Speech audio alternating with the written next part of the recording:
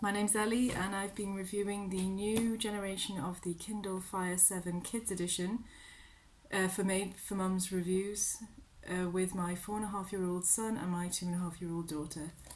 I just wanted to show you what comes in the box. So here it is. It's pretty compact in the box, so out it comes. Quite a neat box. Kids were quite excited when it arrived. It comes in its case, so this is the tablet. As you can see, it comes in its case already packed, and all else that comes in here is some brief instructions. And in this box here we have the charger, which comes in two parts. Really easy to put together. You just pop the USB part into there and then you can plug it into the wall. So I want to tell you a few things about this Kindle tablet for kids that I think are really good. So the first one is got to be the case that it comes in. It's totally robust, as you can see. It looks like a bumper. So whilst the screen itself isn't actually kind of protected by anything, you can see there it's been used. It's got a few smudgy marks on it. Because it acts like a bumper, it's not going to get too damaged if it's dropped, or which obviously happens. My daughter dropped it quite a few times, but she's a bit younger than my son. And the other really cool thing that it comes with here is this stand that's built in. Now the stand, it's quite stiff to open, a bit more tricky for little hands, but they do get used to it. But once it's up, it's fabulous. It really is good for when you're out and about. If your child just gets fed up holding it, it just stands up really sturdily. I think that's part of the reason why it's quite good, that it's a little bit stiff to pop open. But as you can see, it's brilliant, and you can use this. You can see that you can bend it up and down. You can only use it two ways. So you can use it as I've got it there, as you can see, or you can pop it the other way around like this. But you can't have it up on its side. That's a slight disadvantage if for example your child's playing a certain game that needs to be in that vertical view, because they'll have to have it, if they want it on the stand, it'll need to be like this. But I think that the benefits of this stand really do outweigh any negatives that it might have. And one of the best features about this Kindle Fire 7 Kids Edition tablet is the parental controls, especially if you've got slightly younger children. I'm not sure how well you'll be able to see on here, but you can set up child profiles. I think it's up to 4 child profiles on the same device. So I'm just redoing my son's one on here so I can talk you through it. You just add the child's profile by adding their name, whether they're a boy or a girl, and their date of birth, and then you can set the theme. So there's 2 different themes.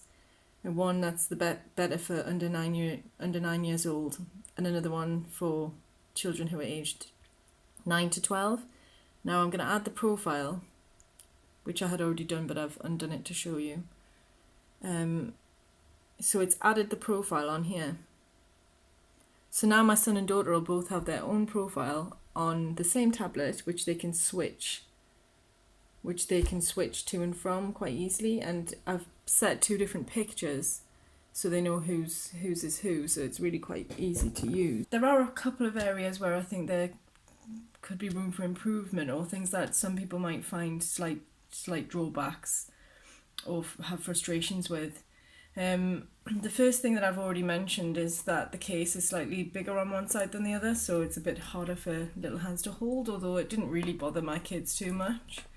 Some of the other things are that the battery life could be better. My daughter in particular often left the device with a power intensive app running and just dumped it somewhere, and then came back to find that the battery was really run down, or occasionally she would go to pick up the tablet and say, "Mummy, I want to play on my tablet," and it would have no battery at all left, so we would then have to charge it. And as you can imagine, with a just over 2.5-year-old, it's hard to be patient sometimes. I think that older kids would probably be better at taking care to close down apps once they've been playing in them, and that would help with the battery life, but little ones are really not going to understand that. A couple of other things.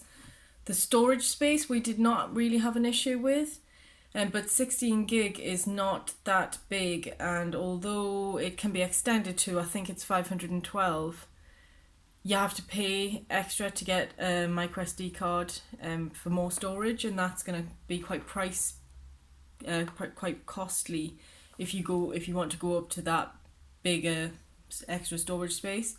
The only other thing really would be that the camera on the device is not amazing, but again, it's not really a huge drawback. My kids were just delighted to have their own camera that they could take pictures of mostly half of my head or me moving and looking more unphotogenic than I thought possible.